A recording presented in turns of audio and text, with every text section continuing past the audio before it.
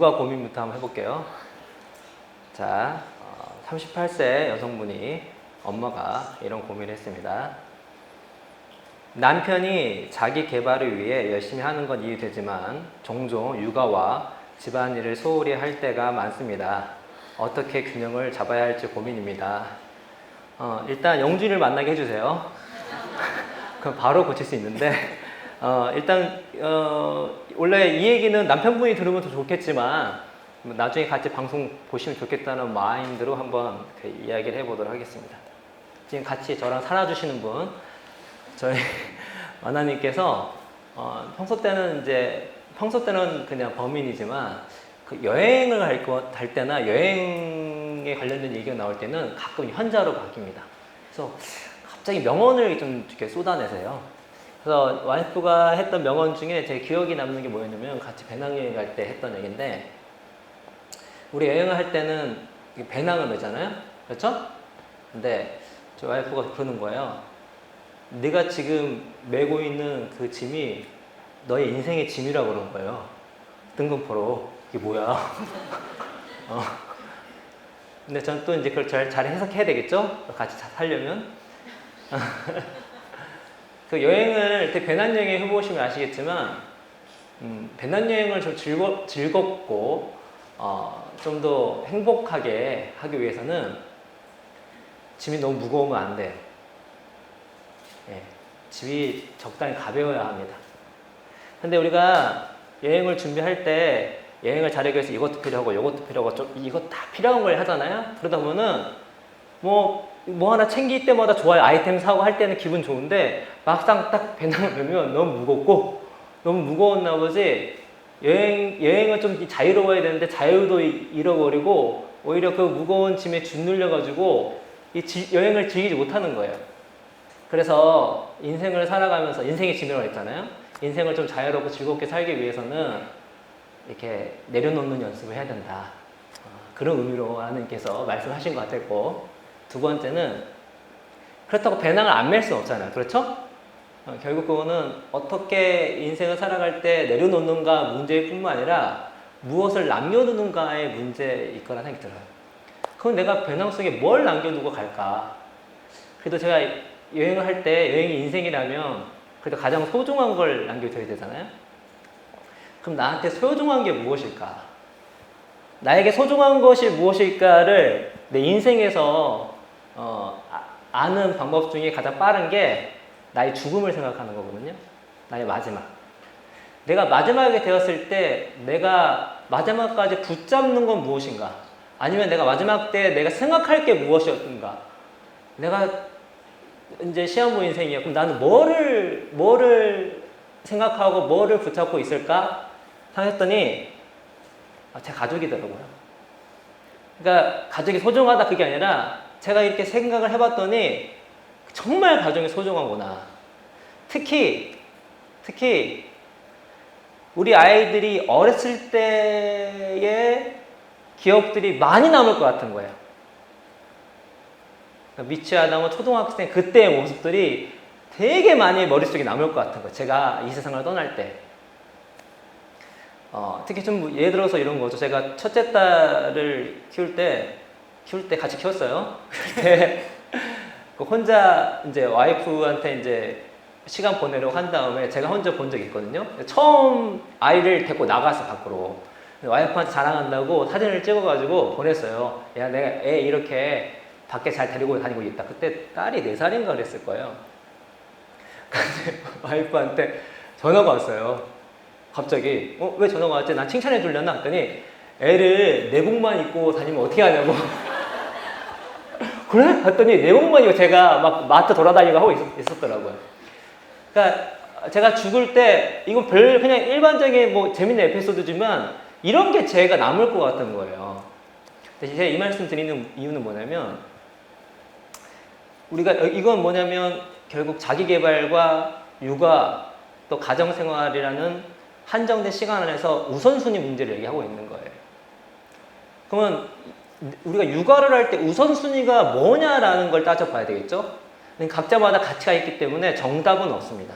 없지만 제가 만약에 이제 좀 도움을 드릴 답변을 드리면 아무리 자기 개발이 중요한 할지라도 육아는 그때 아이가 어렸을 때거든요.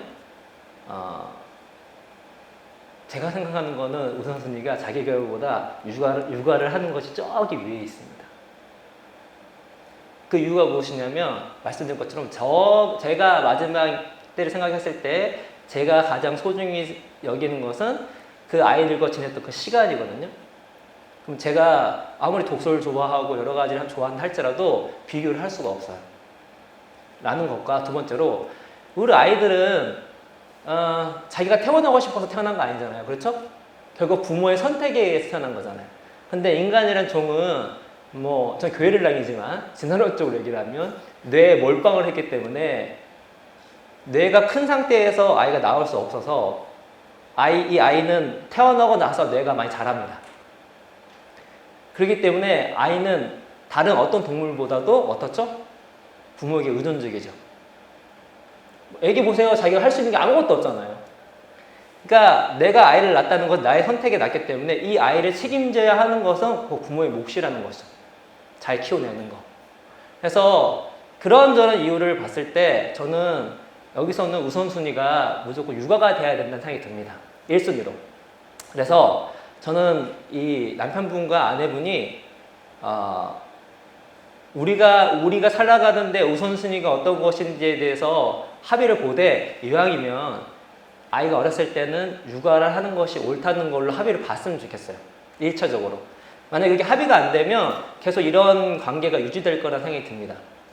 그것이 먼저가 합의가 돼야지 내가 자기 개발해서 내가 커리어를 올리는 것보다 내가 육아를 하는 것이 더 중요한 깨닫고 행동을 해야 그게 진심으로 되고 또 그게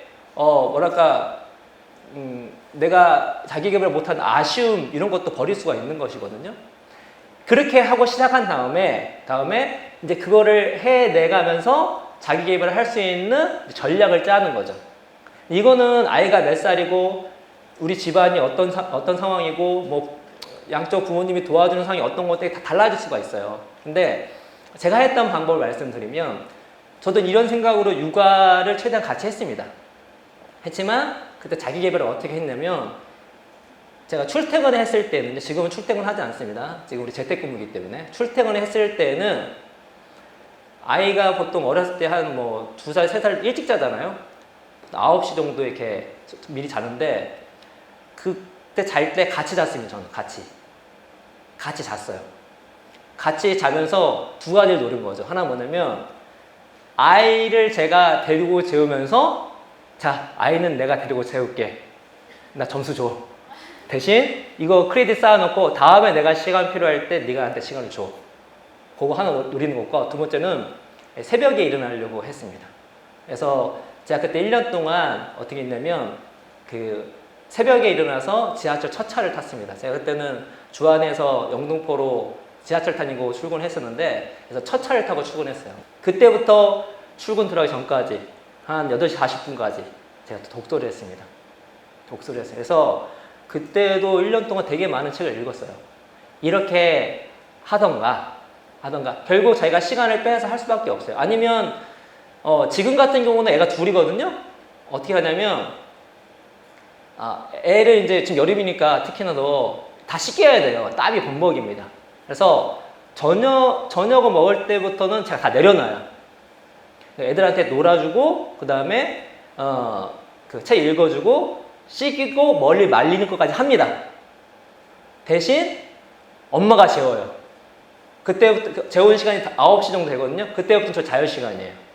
그때 제가 자기 개발을 하는 거죠. 그러니까 이렇게 먼저 육아를 1순위로 놓은 다음에 그 다음에 아내와 얘기를 해서 서로 얘기를 해서 그렇게 시간을 따로 떼는 전략을 세워야 된다는 생각이 들거든요. 거기다가 또 하나 더 말씀드리면 이때 아이를 잘 키우기 위해서 필요한 게 공부입니다. 그때 필요한 게 보통 되게 잘된 육아서나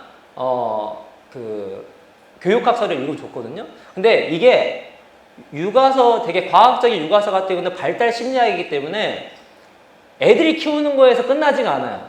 발달 심리학을 배우게 되면요, 기본적으로 인간에 대한 이해가 높아집니다. 인간에 대한 이해가 높아지면 실제로 사회생활 할 때 되게 도움이 많이 돼요. 그리고 이제 본인도 평생 공부를 해야 되기 때문에 어차피 자녀한테 공부를 시킬 거잖아요. 뭐 독서는 어떻게 할 것이며, 암기는 어떻게 할 것이며, 어떻게 키워 나갈 것인지, 뭐 좋은 책이 있죠. 완벽한 공부법이라고. 예.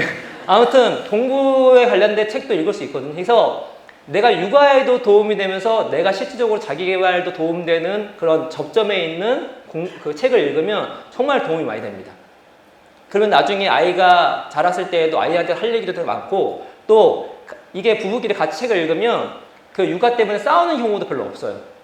이런 식으로 우선순위를 정한 다음에 정한 이후에 이것이 안 되면 이거 근본적인 해결이 안 됩니다. 이거에 대해서 서로 합의를 보고, 두 번째로는 그 안에서 시간 안에서 전략을 세우는 거죠. 자기 환경에 맞게끔. 그리고 막상 이제 자기 개발을 한다면 내가 전문 분야가 아니라면 이 자녀를 같이 키우는데 도움이 되는 그런 책들을 같이 읽으면서 하게 된다면 조금 이런 상황들을 조금 극복해 나가지 않을까라는 생각이 듭니다. 저도 그 초보 육아 파파로서 하나 한번 말씀을 드려보겠습니다. 하나 생각이 났는데요. 그 악마는 디테일에 있다 이런 말이 있잖아요. 제가 이제 아내랑 많이 싸우기도 했거든요. 갈등도 있고 결혼 초기에도 또 그랬는데 요즘에 이제 그런 얘기를 합니다. 그 천사도 디테일에 있다고. 그러니까 이게 뭐냐면 서로가 이제 갈등 상황이 있는데 그 자체로 보면은 정말 해결되지 않을 것 같은데 둘이 딱 이렇게 식탁에 앉아가지고 의식적으로 해결 방안을 막 찾으려고 하면은 그 상황이 디테일하게 되면서 뭔가 해결책이 나오더라고요. 예를 들면은 저도 이제 16개월 된 아기가 있고 현재 이제 제 아내는 또 11월에 둘째를 또 출산 예정에 있습니다. 대단하네. 힘이 닿는다는 셋째까지. 예. 그래서 그 이제 퇴근을 하고 아내도 일을 하거든요. 그래서 퇴근을 하면은 한 5시 반에서 6시에 이제 식탁에 딱 앉게 돼요. 그러면 이제 거기에 제 딸인 유비도 같이 이렇게 앉아서 이제 식사를 시작하는데, 이전에는 그게 이제 하루 이틀이지 정말 힘들더라고요. 처음에는 애기 밥 먹이는 것도 너무 힘들고, 그리고 책 읽어주는 것도 하루 이틀이지 너무 힘들더라고요. 근데 이제 어느 날 유심히 이제 아기를 잘 관찰하게 되었어요. 그리고 이제 아내도 좀 이렇게 관찰을 하게 되니까 어떤 것이 있냐면, 아내가 힘들어하는 이유는 유비가 너무 활발한 거예요. 진짜 1만보가 아니고 한 하루에 3만보 정도 걷는 것 같아요. 계속 돌아다니는 거예요. 근데 이제 아내는 몸이 무겁고, 그리고 이제 임신한 상태에서 좀 그 힘든 게 있으니까 좀 앉아있고 싶어 하는 거예요. 근데 유비는 계속 놀아달라고 막 돌아다니는 거죠. 그래서 그거를 보면서 제가 그 6시부터 유비가 자는 9시 그 3시간 동안 어떻게 좀 자기 개발과 연결시킬 수 있을까, 그거를 이제 아내하고 이야기를 하다가 때마침 제가 딱 보니까 제가 운동을 한다는 거예요. 저도 약간 이제 워커홀릭 같은 게 있어가지고, 그래서 제가 하루에 딱 보니까 한 5,000보에서 7,000보를 걷더라고요. 그래서 한 5,000보에서 3,000보 정도만 더 걸으면 1만보를 달성할 수 있게 되는 거예요. 그래서 제가 그냥 그 식탁을 이렇게 그냥 뺑뺑뺑 돌아봤어요. 1만보를 어떻게든지 만들기 위해서. 그런데 유비가 따라서 돌더라고요. 그리고 제가 이제 벽에 가가지고 등을 붙이고 이렇게 이제 앉은 자세를 이렇게 취하면 또 와서 이렇게 따라하는 거예요. 거기서 이제 발견하게 된 거죠. 이 3시간 동안은 나는 이제 운동을 해야겠다. 운동을. 그래서 그 3시간 동안 유비랑 엄청 활발하게 운동을 합니다. 자, 좋아요. 우리 그 웅이사나 얘기하니까 이제 이거 되게 좋은 방법이에요. 근데 제가 이제 또 선배로서 말씀을 드리고 싶은 건 뭐냐면 이제 이거예요. 그 아이하고 있는 시간의 핵심은 뭐냐면 그 아이한테 올인하는 거거든요. 이게 되게 중요해. 왜냐면 그러니까 아이랑 있을 때는 다 내려놔야 돼요. 다 내려놔야 돼요. 실제로 아이와 노래를 할 때 그렇지 않는 경우가 되게 많습니다. 이거를 뭔가 연결시키면 영기 씨, 예를 들어서 애가 안 걸으면 어떻게 할 거야? 안 걸으면 뭐 어떻게 할 건데? 뭐 씨름을 할 거야? 그래서 제가 봤을 때는 이것도 나쁘지 않은 것 같아요. 근데 근본적으로 뭐냐면 아이와 같이 이렇게 있을 때는 완전히 그냥 아이랑 이렇게 올인하는 게 좋아요. 우리가 널 쪼진 않잖아. 네. 뭘 안 한다고. 그렇죠? 그래서 그렇게 하면 좋을 것 같다는 생각이 들어요. 그래서 그 유비한테 올인해줘요. 네.